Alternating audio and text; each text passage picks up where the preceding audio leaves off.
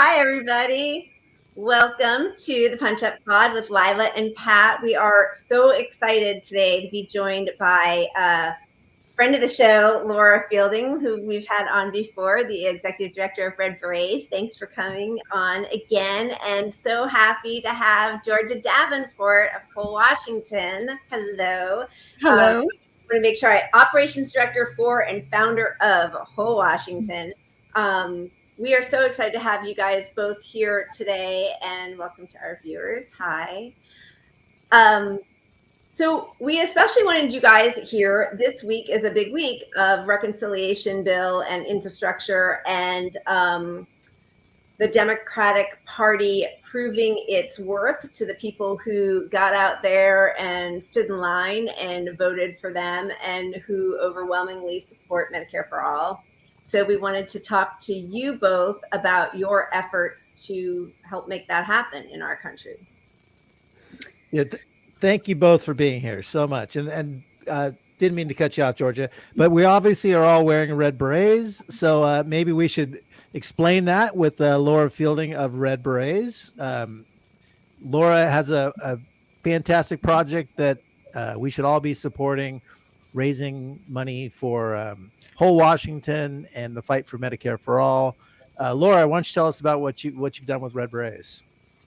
Thanks, Pat.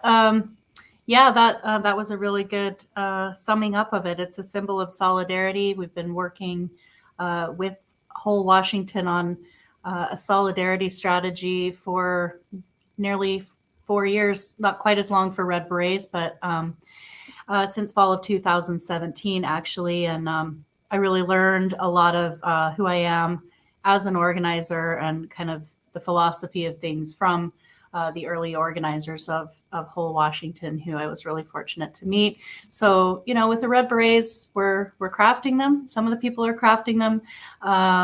And it's amazing to see people like Fran Bauer, who is a nurse, a retired RN, she's the most prolific, well, she and Michelle DVA, but anyway, the point is, that's really dedication, because there's thousands of stitches that go into these. And so, Red Berets are much more than a vanity project. We're craftivists, and we're actual organizers who are working to create solidarity.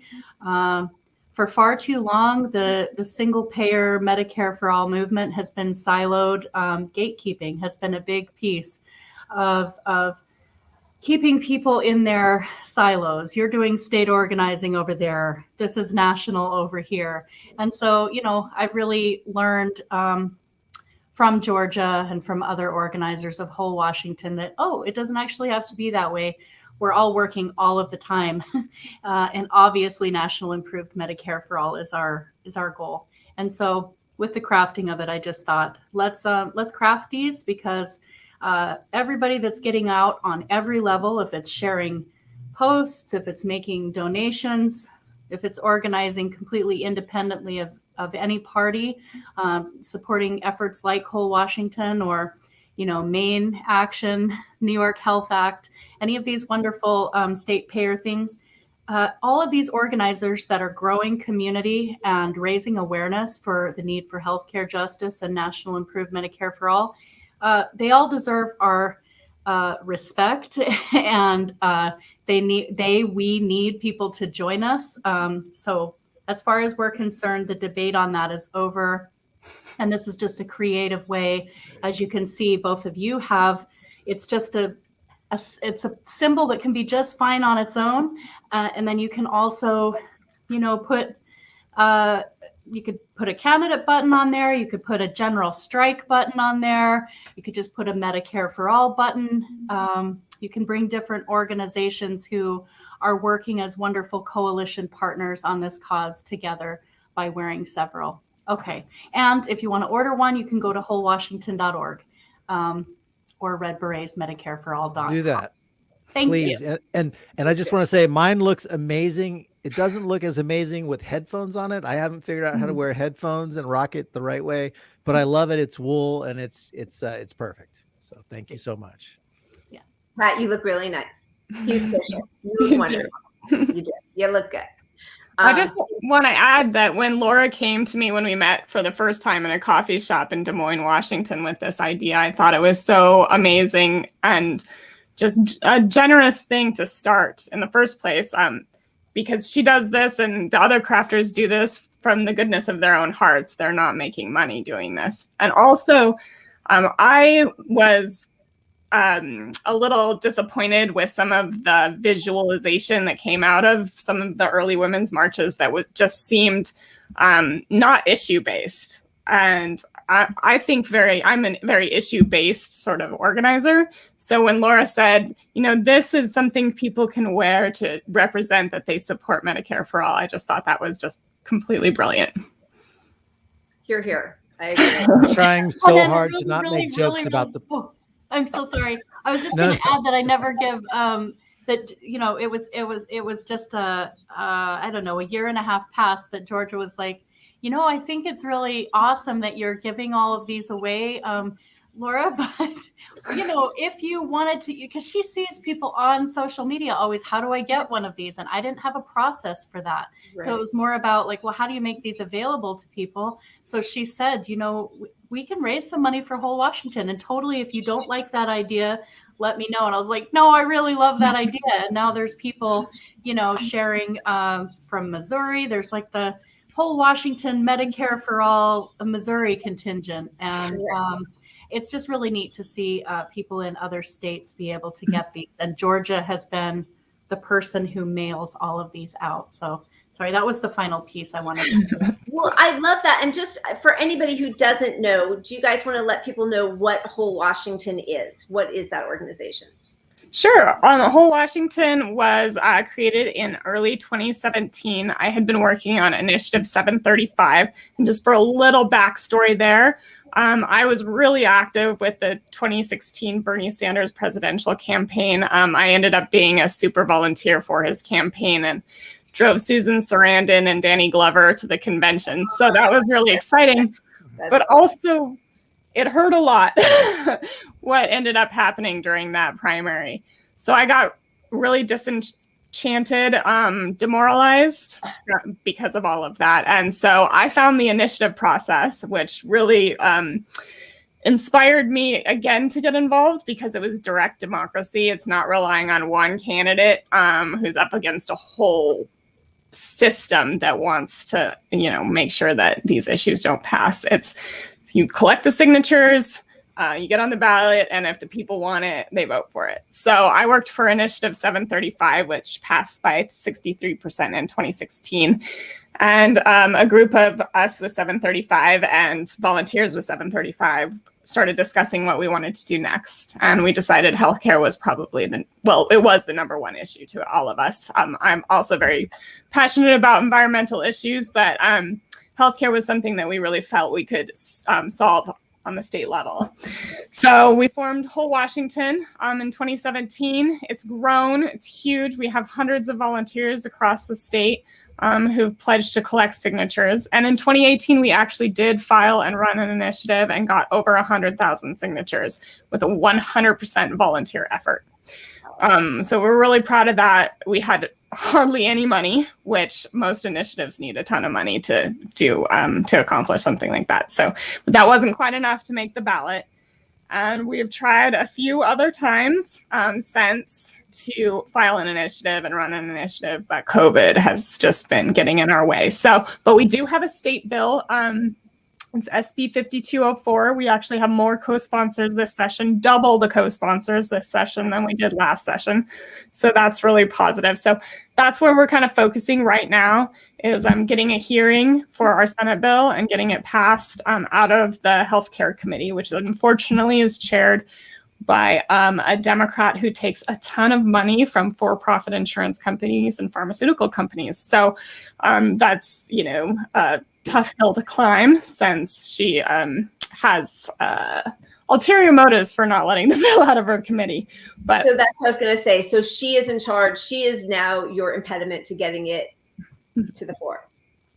Yes. Yeah. Unfortunately, with the process, and it's the same nationally, you have to, depending on what kind of bill you have, it has to pass through certain committees. And the first committee is the Healthcare Committee.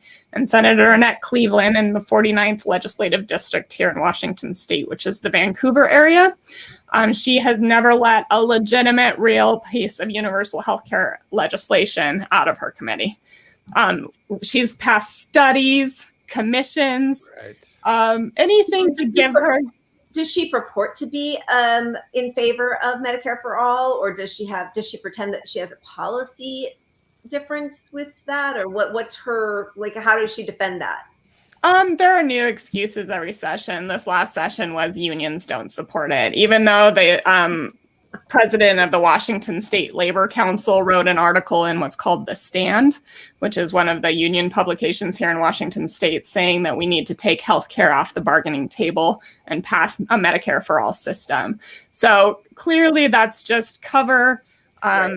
Previously, she said, oh, you can't pass it on the state level because you need waivers. Well, our bill deals with waivers. We've crossed every T and checked every I. So, but like I said, their excuses just vary year by year. Yeah. Do you have a parliamentarian? So I think that the only way you can pass a piece of legislation without going through the committee is if a majority of the legislators vote to bring it to the floor. And they have done that before. Most recently, actually, was to protect themselves from allowing the press to look through their emails. So they can move quickly when they want to, you know. Right. They actually Governor Inslee ended up vetoing that, though, because the press just was outraged that they would try to be so non-transparent. Right. But yeah, you know, a lot of these legislators, even though they're Democrats, they still do take lots of money from pharmaceutical companies and for-profit insurance companies. So yeah. So is there anybody in your local media who calls them out on that, or no? Like, are they ever sort of taken to task for that?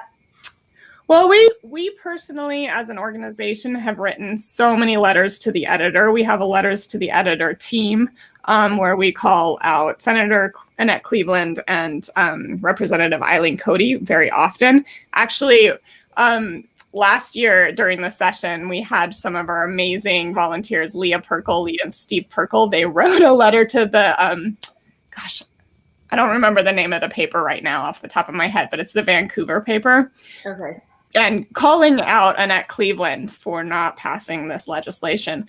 And the wonderful thing about that, too, was that he is, at the time, I'm not sure if he is anymore, but he was the chair of the 49th District Democrats.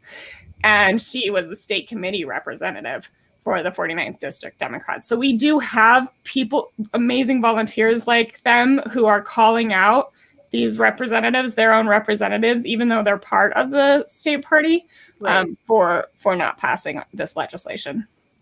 I just want to interject that just as a kind of humorous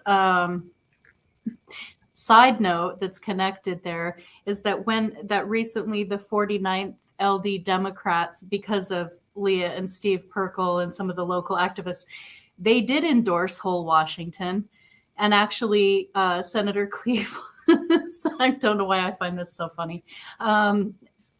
Senator Cleveland's husband, who is a PCO, actually voted to endorse. Did you not know that? No. Yeah. So that, I don't know.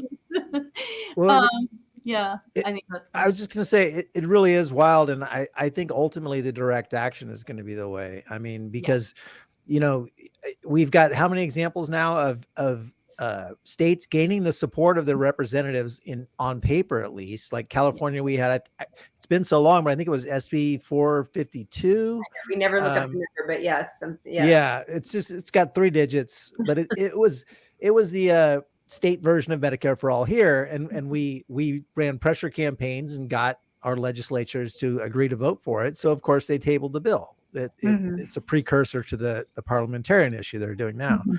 And then New York followed suit. And so I think we really need, ultimately, some state needs to go around our legislation and be the first to pass statewide Medicare for all. So I love what okay, you guys are doing. yeah, it's amazing. So Georgia, you just resigned from the state at the state committee member after 5 years with them. I just want to make sure I'm getting everything right. Tell us why exactly you did that and your next tactic. What is your next step that you think would be more beneficial or productive? Yeah, so I really joined the Democratic Party in 2016. 2015, originally, I filed to be a PCO, or I got appointed as a PCO. I wanted to ensure a fair process for Bernie Sanders while he was running. I knew that the establishment would fight really, really hard against him. And if I could make any difference locally, I wanted to do that. So I joined the executive board of the 33rd District Democrats, and I ran the entire caucus for our city in Normandy Park. Yeah. Of course, Bernie Sanders swept the caucuses. He got like 72% of the vote in 2016 of the caucuses. So they promptly got rid of caucuses here in Washington state. I don't know. Maybe it's a coincidence. Problem solved. Yeah. And then Biden won. Yeah. In 2020. I don't know if there's, a connection there at all. But anyhow, so, and then Bernie also, after the primary, encouraged us to still stay involved with the Democratic Party. And I wasn't a Dementor supporter. I'm just going to put that out there. A lot of people were like, oh, you're in the Democratic Party, so you must support Dementor. And I did not ever support that. I just want to make that clear. I did it because I felt like I could be effective in the party. And I've always told people, Laura's asked me what she should do. She should be part of the party. And I say, you should do what you feel like you're going to be best at doing. And it's hard. I'm not going to sugarcoat being part of the Democratic Party as being like this great vehicle for change, or, that you'll like every minute of it. You probably won't. So I just did it because I felt like it was the best route for me to get the most exposure for whole Washington and get us endorsed by the state party and make other changes. Like I wanted to pass, which we did. We passed a superdelegate resolution that I wrote. And I helped with a bunch of other resolutions, and I was on the Progressive Caucus, and just really, really active and trying to push for all the changes that were in the Bernie Sanders platform. Well, slowly over time, it's become more and more difficult to get resolutions passed. They even limit what the resolutions could do. The first whole Washington resolution, for example, I was able to get the state party to send out a press release, which they basically just emailed to us, and then I was able to publish on our social media. So it really wasn't that great of a thing, but they also gave me PCO information, and that's like precinct committee officers who are in every legislative district who are volunteers for the Democratic Party. But now, fast forward to last meeting, I don't even know what happened to our resolution. We have a new bill number, so we needed to get re-endorsed with this new bill number so that we can use it to influence legislators like Senator Annette Cleveland, say, see, this has been endorsed by the Washington State Democratic Party, so you should pass it through your committee. And I've been told by several people that our resolution was rejected. I've been trying by who? I can't, and that's when I finally decided that this wasn't worth my time. I can't even find any answers. Whereas I used to, and part of it has to do with COVID, because we used to be able to go confront people face to face, like the chair of the resolutions committee. Yeah. Here's this resolution I submitted. Right. Why is your committee not hearing it? And oh, you have a problem with it? Okay, I'll fix it right now.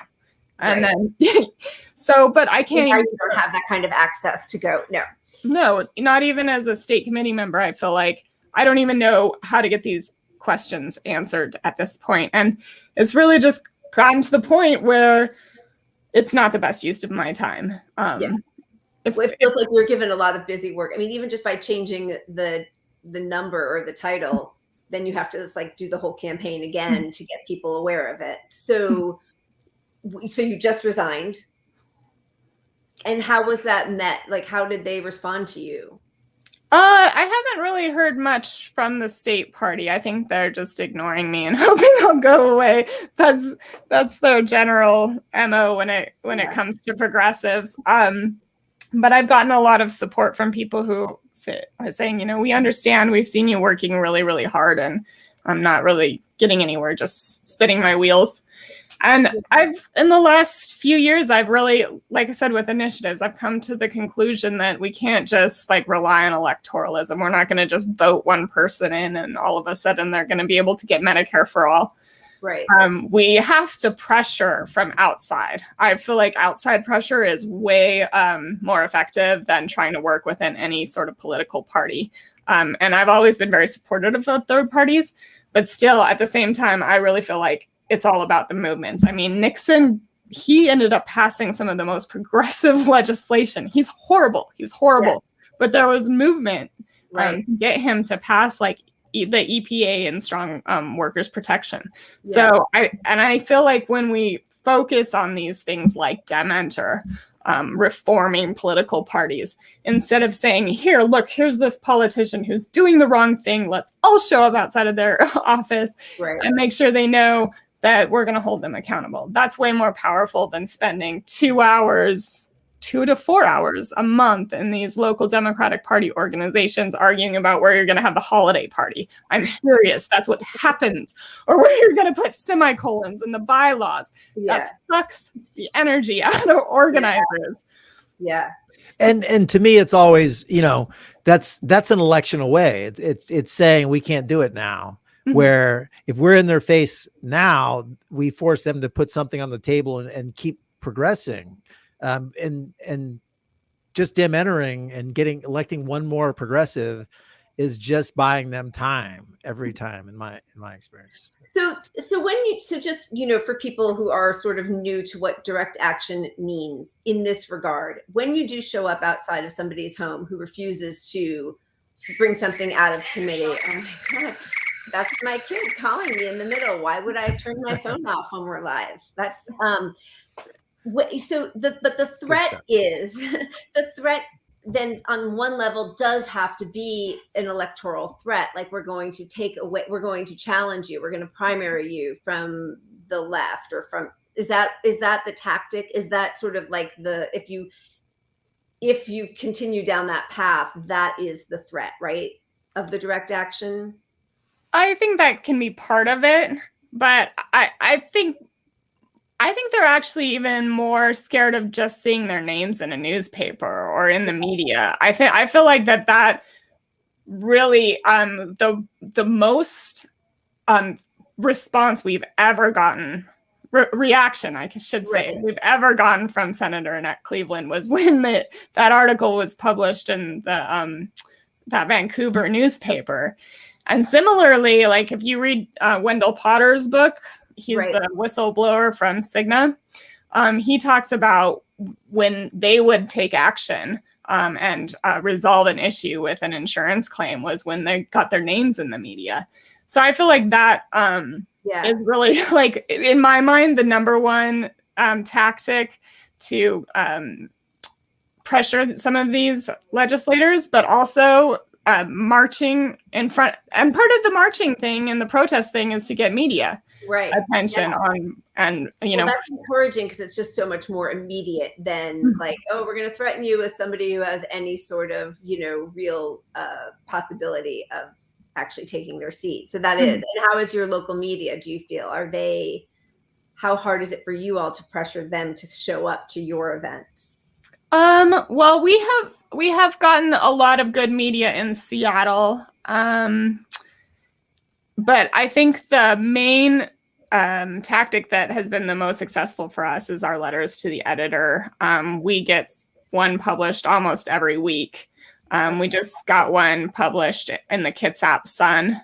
And I just got one published same week, actually, in the Spokesman Review. It was more about I have a horrible representative named Kathy McMorris Rogers, and she voted against a bill that would allow us to lower pharmaceutical prices. And before the show started, I was telling you that I live in a very red rural area. And right now, a lot of the rhetoric is about how pharmaceutical companies are corrupt. And I'm like, yes, I've been saying that for years. It's not the same reason why you're saying it right now, but that's what I've been saying. And look, here's your Republican representative siding with Big Pharma. How do you reconcile that, Republicans? You know, that was on my article that was recently published. And I think that really, I think that does affect these representatives. They don't like to be talked about in the media. Yeah. Yeah. I feel like shame is all we have at this point. I mean, because so many people, especially in California, they really think they're progressive for supporting Nancy Pelosi still. Yeah. And clearly, exposing her corruption to them, I think is critical. I just think it's known to work because in her circles, people think she's helping. And when you expose that, but so it comes back to the point that you were talking about, that the media isn't covering these events. I mean, you've been effective at drawing the local press occasionally, but I think if nationally they had this kind of exposure, because I just wanted to get into some of the numbers on how popular Medicare for All is, to set a baseline for some of this stuff. Are you about to show a graphic? I'm going to show a graphic, All which right. I'm only 26 minutes late getting to the graphics. Yeah, so. I'm not allowed to push any buttons. It's all passed. Yeah, there we go. Hey. 87% of Democrats support Medicare for All, but the leader of the Democratic Party, Joe Biden, does not.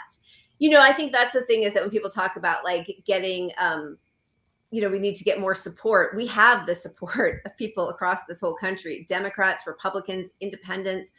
I think the total number of it's like polling at 60% across all parties, right? Or 70%. Look at that. I mean, now I'm on it. There you go. We should have a show. 70% of the country supports Medicare for All. The only people who don't support it are walking the halls of Congress, because they are doing the bidding of their donors. And I feel like that disconnect is where we just have to keep chipping away at, because people have been sort of gaslit into thinking we just need one more person to support it. But the truth is, there's, unless we're raising millions of dollars for these people to buy them off, I think you're right. Shame is the only counter to that. Mm-hmm. Yeah, I mean, you make a good point about the people who are in the halls of Congress, but it's not only their donors that are influencing them. I mean, they already have great health care. Yeah. We're paying for it for them, right? Yeah. Or they're all over 65, so they know that they qualify for Medicare. So right. That's the other thing, is like in the Democratic Party, and same with Republican parties, like a lot of the leadership, and I don't know if it's by design, probably, is white upper class people who are over 65. And part of that is because like normal people cannot spend 2 to 4 hours of their month sitting in these really boring meetings, right, discussing bylaws and talking about Robert's Rules of Order. Nobody even knows what that means. And yet when you go to these meetings, if you want to be involved, you have to know all that stuff. Right. Most people turn around and walk out after one meeting. And then there's expenses with it. If you want to be part of the DNC, up until recently because of COVID, I don't know if they have in-person meetings anymore, but you had to fly to different states and stay in expensive hotels for these meetings. So it's really an exclusive club. And the people who are part of that exclusive club don't need to worry about healthcare costs. So they have a different set of priorities, and the priorities are not the same as the grassroots of the party or just grassroots in general. Yeah. I feel like a lot of their excuses for not being full-throated in support of Medicare for All is that it hurts them electorally, and the numbers don't back that up, though. Like, that was my segue into my graphic, but yeah, that was good. Look at all the people that didn't support Medicare for All that didn't win a re-election. Yeah, I mean, 112 people down ballot candidates who supported Medicare for all won their districts. And it went against what, just like what you guys were saying, that not only in the halls of Congress and the people who are in DNC, but all the people in corporate media, they sort of drum this narrative into people that, oh, the progressive policies are what's really going to hurt people, hurt the candidates. And it's just not true. And yet we're battling a lie of a narrative that they are trying to scare people. Like, it's just too much. That's, the incrementalism that we have to have when the rest of the whole free world has some version of universal health care. But yes, not only did all 112 of them win their races, then the next response from a lot of, corporate Democrats was, well, that was in, very left-leaning, very pro-Democrat districts. But in the previous graphic, I don't know if you saw, but like a lot of those were either even, or they were, R+6 even, R+3, R+10. I mean, there were, these were people who were winning difficult districts who ran on Medicare for all. And there's just no denying it. There was the Fox poll that came out the night of the presidential election, right, back in November. And you could see the faces of the people on Fox as they were reading the numbers, that every single one of Bernie's very, not even very left in the rest of the world, but for our country, policies had a majority of support from the Fox viewers. So there is a lot of crossover for many different reasons. As you said, Georgia, that Venn diagram of why we all might agree on not trusting big pharma might come from different motivations, but there is a lot of crossover. Mm-hmm. Well, and then you add to it that the Fox is not Fox, but the Republican parties, the Republican think tank, the Meritus, I don't know. They had a study which was designed to undermine Medicare for all, that showed that it saved trillions of dollars. So if it saves money, it's popular across the board, and we can't get our own politicians. And in California, passing universal health care is literally written into their platform of the state. And so when you can't get them to pass it, when you have the support by the Congress people themselves, in theory, and you can't get a vote on it, we have to go around it, in my opinion. I mean, yeah. Laura, what's your take on all this? Well, let's see. I wanted to flag up a couple of things. I want to make sure, but I think maybe we can loop back on that. I want to make sure that we get a chance to cover a couple of these upcoming direct actions that we have going. And I think yes. So if you want me to just launch into that right now, I can. I will say, I want to share this DM that I got, and I think it's hilarious that this person thought it was a good idea to send this. We progressives, we have to become very, very smart about what's coming down the pike at us. And so I want to spend just a tiny second for those people that have the question, why are people being hard on the Progressive Caucus? Why are people calling out AOC? Why are people being tough on Bernie? First of all, the actions that we're going to get into talking about, Nancy Pelosi will be the recipient of one of them. So never fear, we're going hard after the person who's very definitely blocking this policy. Right. And I know this has been answered a number of times, but my answer to why I choose to put heavy I don't see it as an attack on Bernie or on AOC.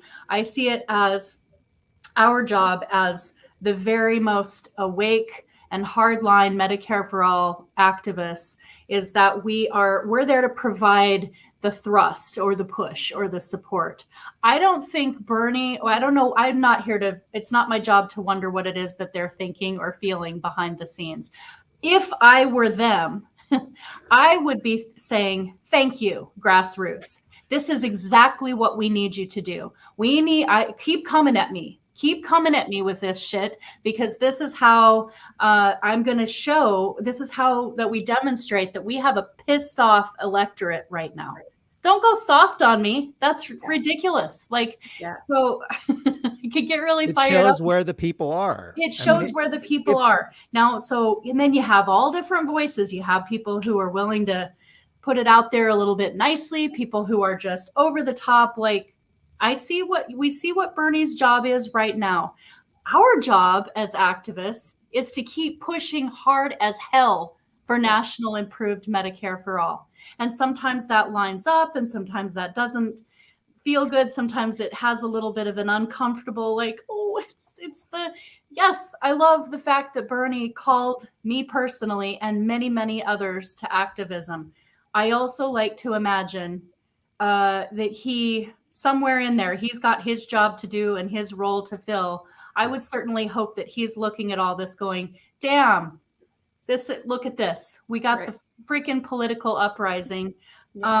But again, that's not my job to ponder or conjecture.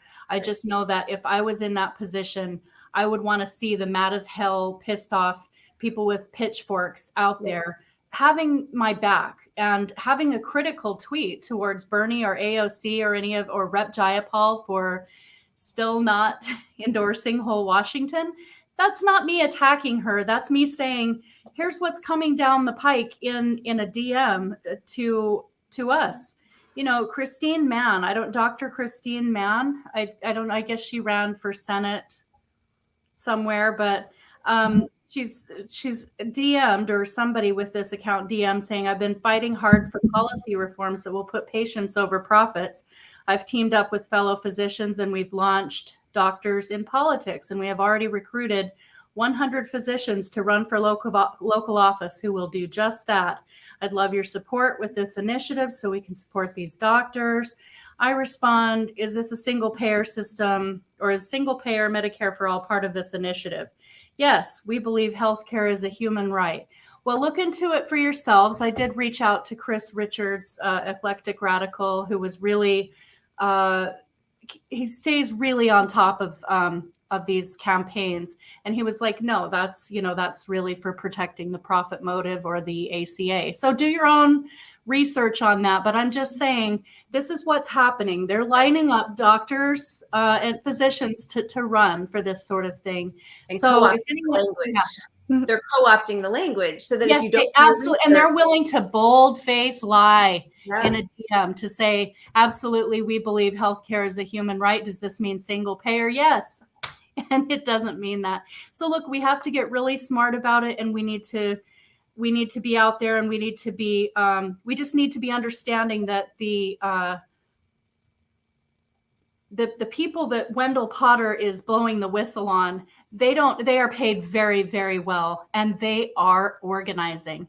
Yeah. So anytime that somebody's coming at me saying, don't be so hard on our beloved progressives, they want this platform, they this and that, they this, it's like, we need to be out there protesting. It's a zero-sum game, by the way. Absolutely. So when you're not doing that, or when we're not doing that, we are allowing space for all the lobbyists and the healthcare industry executives and all of the people who pull the strings. If we're not in their ears the second we let up, which, I mean, there's no way, we're already behind, years behind. We're never going to catch up. So these people online who are worried about a mean tweet, which isn't even mean, it's just putting pressure and asking people to show up and do the thing that they ran on. Yep. Right? Yep. That's all. Speaking of, we want this right here. I'll show you a clip of the AOC, and this is what we elected AOC for. There's a lot of people in the Democratic caucus. When we are courageous enough to just puncture the silence on an issue, they will start to move. Don't people realize that the most powerful position you can be in is when you are not materially attached to a position of power? If you're a one-term Congress member, so what? You can make 10 years worth of change in one term if you're not afraid. Put on that dress, baby, and get to the Met Gala. So, I mean, but that's exactly it. And this is why I was I was on with Joe Firestone when Georgia when Georgia said he reads the comments at the end of his show. Right. And then Georgia was like, I resigned from the State Central Committee, and I was in a really bad, first of all, I was kind of yelling a lot of the podcast. I was kind of like anger venting, and my face went from this to I was like Because Georgia outside the Democratic Party is, I mean, I sat and watched and saw how hard that she worked. If Georgia says she did everything and we're actually in a worse position now than we were when she entered 5 years ago, she means it. She is yeah. Yeah, that makes me want to cry a little bit because it's so true. It's so true. I've just seen it I mean, it was never the Democratic Party to begin with. We have super delegates, right? Let's just come out with that. That is not democratic, right? Also, there's the pledges that people have to sign to run for the nomination and that sort of thing. And at the end, oh, well, we decided that you're not really a good Democrat, so you're not our nominee. So really, even when I entered the party, there were serious issues, but year after year, I've just seen it get progressively worse, at least at the Washington state level. So, but I want to have a little insight into the AOC change, you might say, because I've seen so many people enter the Democratic Party with high hopes of changing the Democratic Party, and slowly either because they're exhausted or demoralized, or because they want a committee position. I mean, a state party is like a microcosm of the way that the national Congress works, basically. They have committee appointments, and guess who makes the committee appointment? Nancy Pelosi nationally. Well, we have Tina Podolowski as state party chair here. So if you want a good committee position, you better vote for Tina Podolowski as chair in the election, and because otherwise you get put on the finance committee like I always did.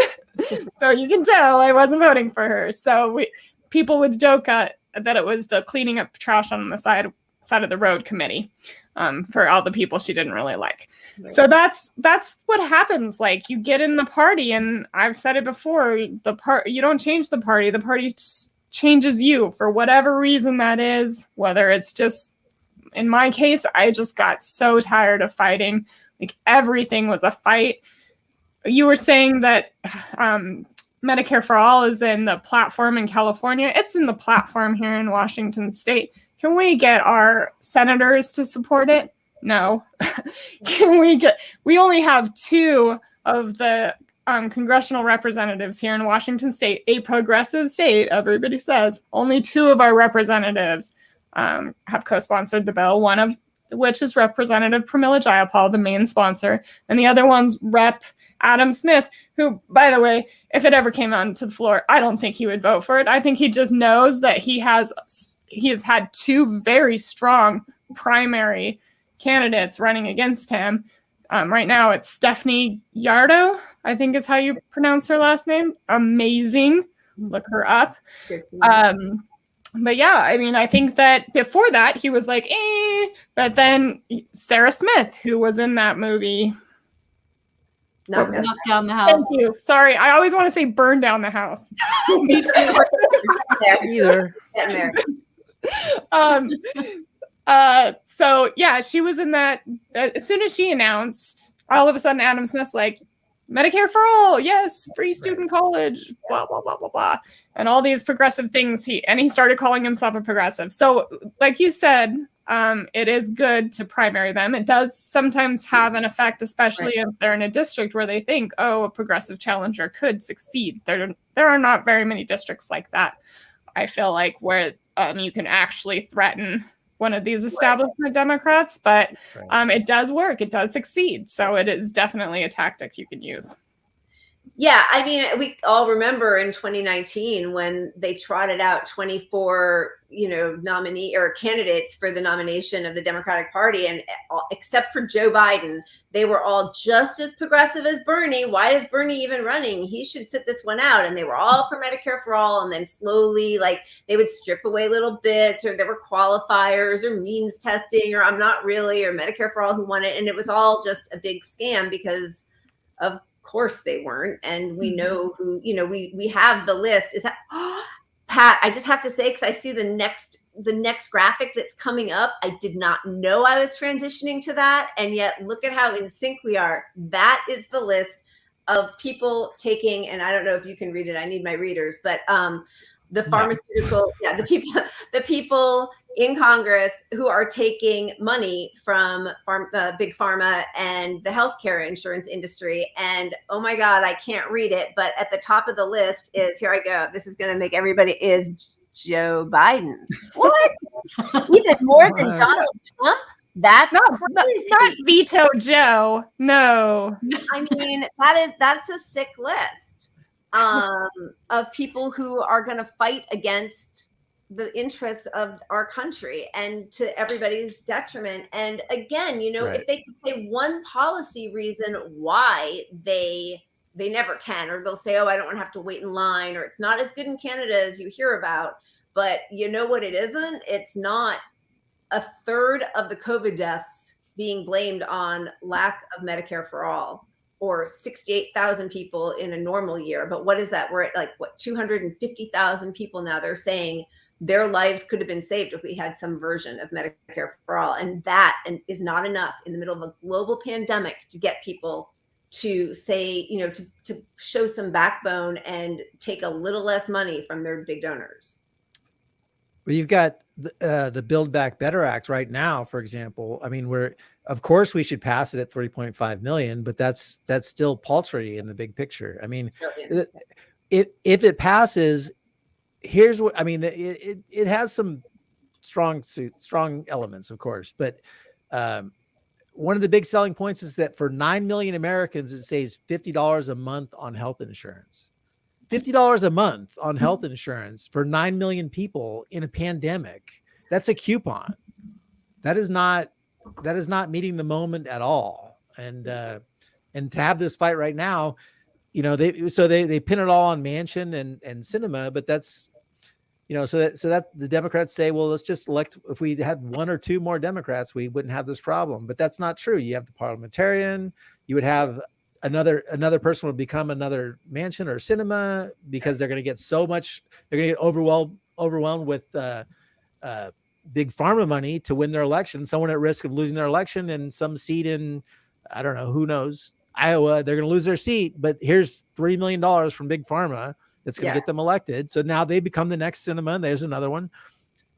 So to me, we have to get outside of electoral politics for this stuff. And to both of your points earlier, shame and pressure works. I mean, that's our only avenue, in my opinion, to really cause some change here. And so I did want to talk about, let me show this clip here, because this is somebody that gets it, why we need to have Medicare for all. By reasons of security, by reasons of savings that spring also from the simplicity of the program, savings which spring from early intervention, people seeking and receiving health care earlier in the game so that they don't have more costly health care and hospital stays. Everything points to Mr. McDermott's bill. It is interesting to see how under scrutiny, when people really take the look at these bills, how brilliantly the single-payer plan stands out. And I think it's a tribute to Mr. McDermott's endurance that he has kept this issue alive when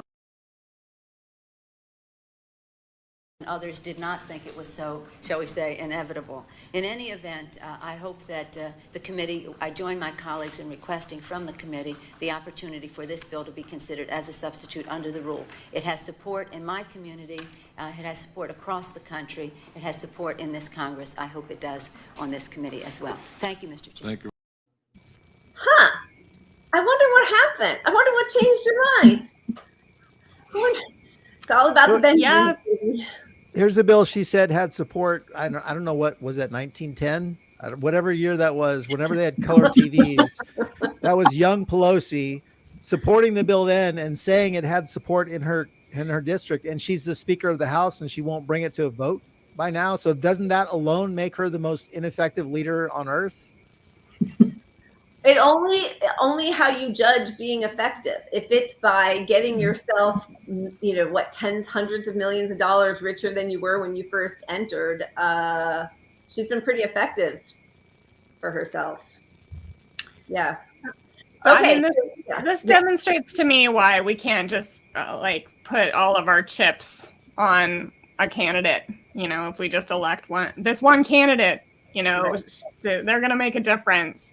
I Yeah. mean, you see Nancy Pelosi there, and interesting history there. McDermott actually was the representative from CD7, where Pramila Jayapal is now the representative. So she's continuing his legacy. But yeah, we have to march right in front of the halls of Congress. We have to go to their houses. We have to, go to their offices and protest in front of them. That's the only way that any of this is ever going to change. And I was so happy to see those amazing marches happen around the country recently, over like 60 states, or sorry, 60 locations, not 60 states. 70 states. Maybe someday, Right. which was incredible for a new organization like that to have so many events. And I was really excited to be helping with that movement. Yeah, that was an amazing day of solidarity. I was at the one in Los Angeles, and you could feel the excitement and the power that people were feeling that they could possibly take back and have some kind of democracy at work. Yeah. So speaking of, we are going to be protesting at Pelosi's house soon. And Yeah. I could not be more excited to possibly get arrested. I don't know. Let's see what we get into. What are we going to get into? Let's have a talk about what's going to happen this the 30th. Is that the date? Yeah, it's Saturday the 30th. Yeah. Right. Well, I'm just flying in for a day, but I got a message from Catherine Lewandowski, who's the whole Washington vice chair. She and a couple, possibly Leah Perkel and Rhonda. I don't know if they're joining yet, but they're maybe making a road trip down. So that would be really cool to see. So I think, what's really neat is that, Kenny will be at this protest, Kenny Ballantyne. So he'll get a chance to film like both, we need hearings, period. We need healthcare hearings. And so it's really, really going to be incredible to see this really creative,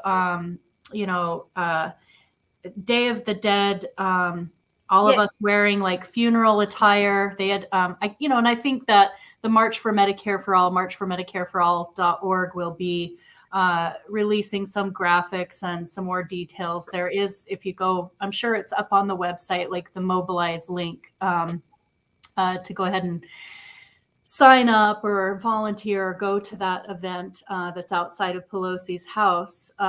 Laura, will you just explain, if anybody doesn't know, what the Day of the Dead, exactly what the philosophy behind exactly what you're doing on this Saturday? Well, I mean, Georgia seemed really more I don't even know if I explained well what it is. I think it's just as far as why they chose or selected this day is it's like, and Sharif Snuggs was like his mind was revolving around like health scare, and that we need to definitely use kind of like the Day of the Dead as a way of bringing attention to basically we need to start calling this out for what it is like murder for profit. This is murder for profit. Yeah. And while Nancy Pelosi is not co-sponsoring a bill that would save up to 68,000 lives, and that's like an old figure. I don't even know what it is with COVID. I know that 68,000 is like the top end, but maybe not now anymore with COVID. I just don't know, but it's somewhere, in the tens of thousands of lives unnecessarily lost every single year. Those are casualties. Those are casualties of class warfare. And, it reaches a point where we need to just make the demarcation very clear. She's not co-sponsoring life-saving legislation. She is therefore co-sponsoring up to 68,000 murders for profit every single year in this country. And we can't, if you can't get national media, thank you to all the independent, amazing media for for lifting us up for the 56 marches across the United States on the 24th of July. That's incredible. Why am I personally so critical of, some of the progressive? I feel like it's unacceptable that this was not lifted up. I will give the shout out to Representative Cori Bush for showing up in DC. It would have been great if any of them would have lifted this up. It doesn't take much to send out a tweet saying, did everybody hear that there's, going to be marches for Medicare for all happening? We just can't continue to have this solidarity run one direction and not the other. They don't want to mess with the grassroots. They don't want to get tangled up and messy with the grassroots. When's it time to do that? Look at the state of emergency that we're in, and that's why, to those people, again, that's why the criticism is there. To have events happening in 56 cities across the United States and to not have help from the elected progressives in amplifying this, right, I think is absolutely egregious. It's unacceptable. Rep. Jayapal sent a statement of solidarity out, to the Seattle and, bigger march as a whole. So again, we will give a shout out of thanks for that. And we'll hope that means that the door is now open and we're going to continue to organize these events so that hopefully we can expect more next year, because we are going to grow our numbers and we're going to be out again next year. The cities, I would imagine, will grow. We're definitely going to work on growing the volume and the numbers of people that come out in Washington State, because hopefully we'll have another initiative. We can't predict that at this time. We don't know what's going to happen. But if it is more viable and safe for us to press forward next year, damn right, we're going to be doing that. And we're going to be collecting signatures and we're going to get more people out into the streets. So yeah, it's time to do a protest in funeral garb. We're all supposed to wear like black in observance of how many people are sacrificed to the profit motive every single year. And,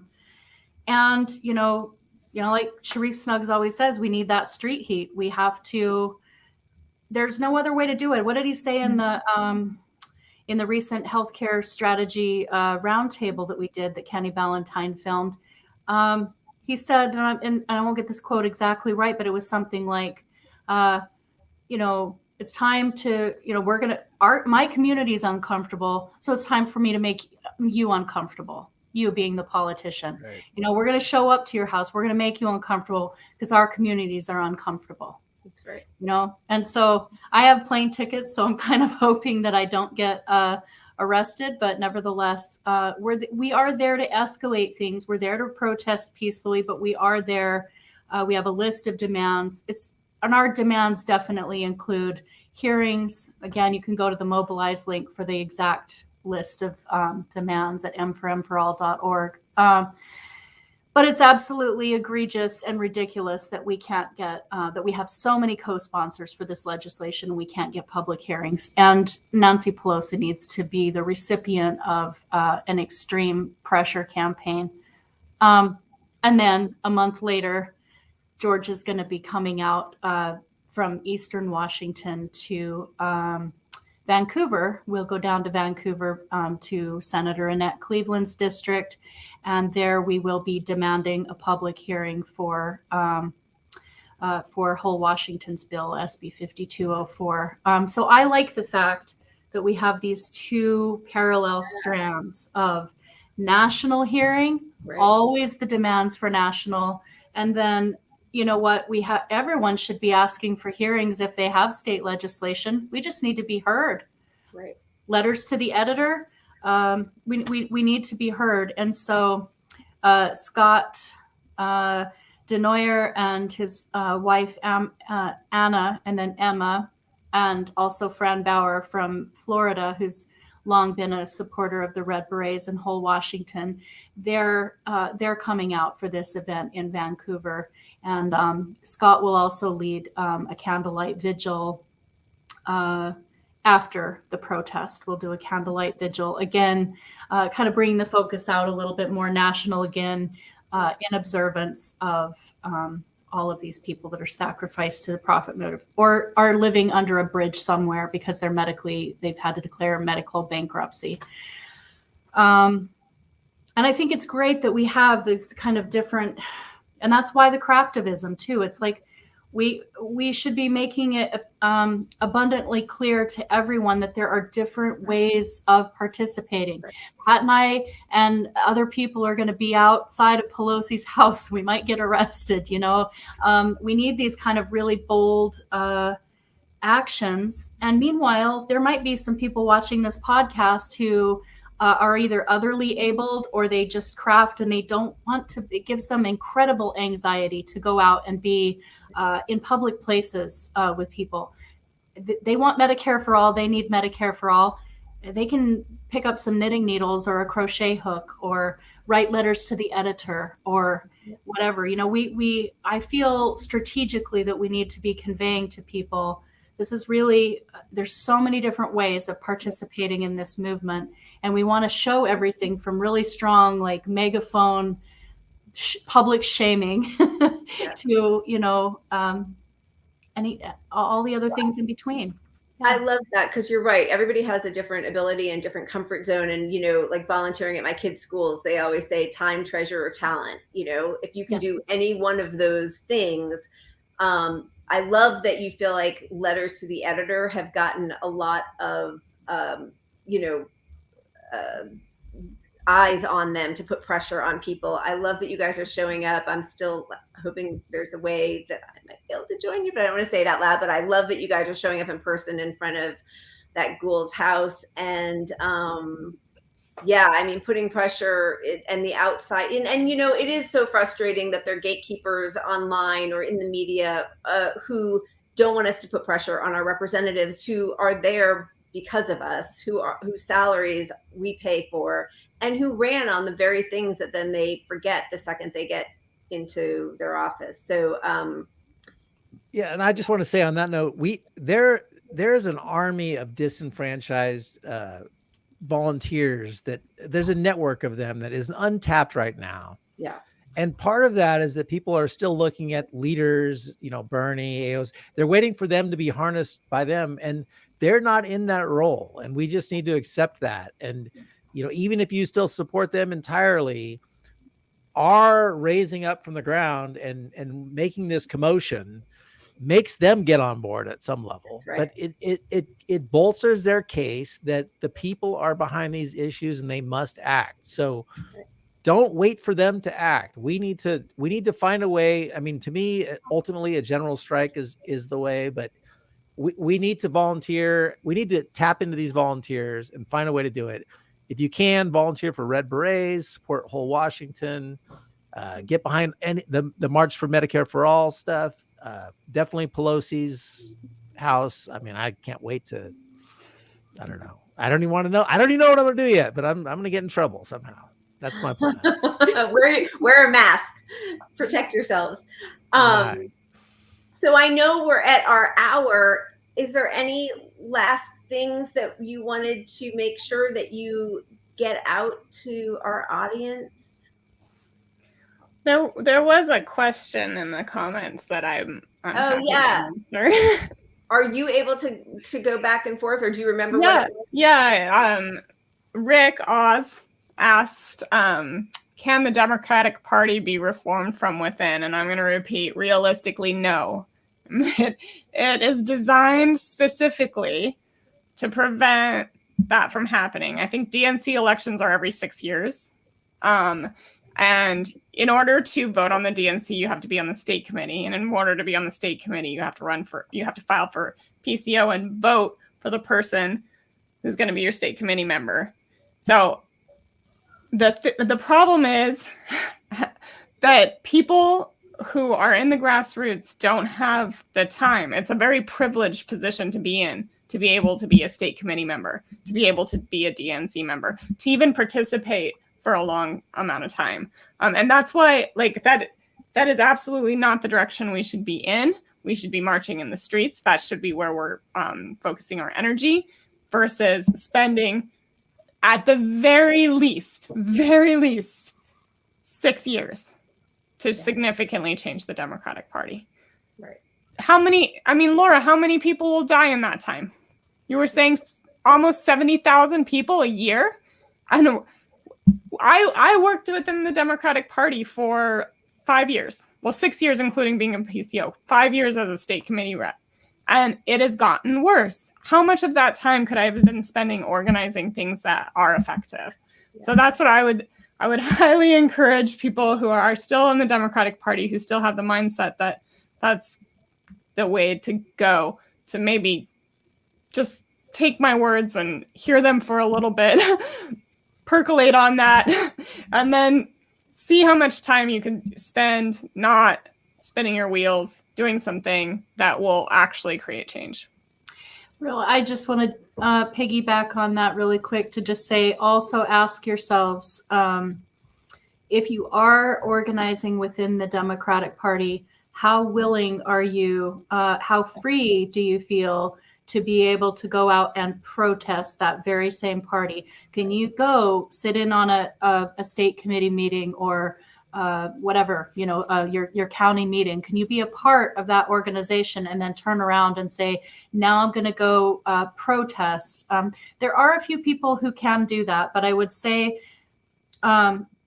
overall, it waters things down. Generally, if you're part of that club and you pay that membership, you're not going to be willing to stand outside of it. Georgia just said how people keep reelecting the state party chair because she holds the key to their committee assignments, and they know the committee assignments is how you can have the best chance to quote unquote get things done. So it's the other thing is like from my time of organizing within it, and just within one small project on the executive board that I was invited to participate in, that was quite a few hours, and we interviewed all these local candidates for city council and all of this, and it was probably 30 to 50 hours of combined, of interviewing all of these people. Well, all we were doing as an endorsement committee was taking this back to make our recommendations about who the body of the 27th legislative district should endorse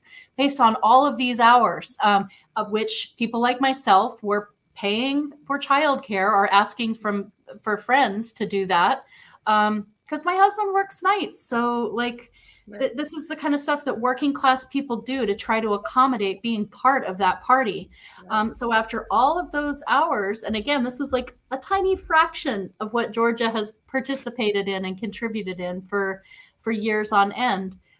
So we go there, and all of the centrist PCOs show up very regularly. That's the other thing. It's difficult to get progressives to consistently show up to something that makes so many of us feel so disheartened and so uncomfortable. You can sit and wish it was different all you want, but the fact is, every time I would go to that, my stomach would hurt. I would feel upset and angry. It's difficult to get people to want to do that, and you have to be willing to be just as dedicated as all of the centrists who show up for these votes. And basically what they did is they disregarded all of our committee's recommendations and endorsed the corrupt incumbents. So I determined, fairly early on that I didn't like feeling that sick all the time, and I would much rather be standing outside of that office saying, why hasn't this body, why aren't you gathering signatures for whole Washington? Why aren't you calling Senator Darnell and asking her why she hasn't endorsed whole Washington? Anyway. Yeah. What's the best way to spend your time, and what's actually going to affect change? I just wanted to add that I covered the California Democratic Convention, the KDEMs, which is the local process. And it's just committee after committee of just corruption. And it's all about leadership. It's all about knowing Robert's Rules of Order. And they gang up on the progressives using the rules, and arbitrarily as well, because who decides on the rules is also the people within the party. Right. So they can selectively pick the rules. Like, for example, in Sacramento, the local party endorsed a Republican, like they backed a Republican. And so at the KDEMs, which was 2 years ago, maybe 3 now at this point, they finally ruled, well, you can't do that. So now you can no longer back a Republican. It's just so corrupt. Robert rules say. It's I'm not saying it's a lost cause. I mean, if people want to put their energy into it, it's pushing the needle in the right direction. But the millions of disenfranchised volunteers that work for Bernie, that were behind all this movement, need to get somewhere, and that somewhere is in the streets. Yeah. Yeah. Hear, hear. Yep. Yeah. Thank you. All right. Thank you. Thank you both for being here. And we will put we'll put the links to the different events in the, underneath the description. And I'm just forever impressed and inspired by all of your hard work. Really, we need you out there. And I'm so sorry that, it falls to all of the activists to have to take on the responsibility of what our government is supposed to be doing. But clearly we have a failed government. So it's on all of us. So thank you for being so hardworking, really. Thank you for this opportunity. Yeah, thank you very much to both. Yeah, you both are incredibly inspiring, and I appreciate you a ton for coming on and for what you're doing mostly.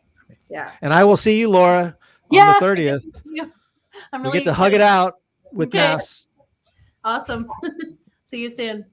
Thanks. Thank you all. And thanks everyone for tuning in. We will see you possibly this weekend for a spur of the moment drunken debate session. We're creating we're creating some new possibilities to just get out there and have a little bit of fun, because I think we're all feeling the pain of these times. So thank you. Thanks for coming on, guys. Have a wonderful day. Thanks. Night. Good night. Cheers.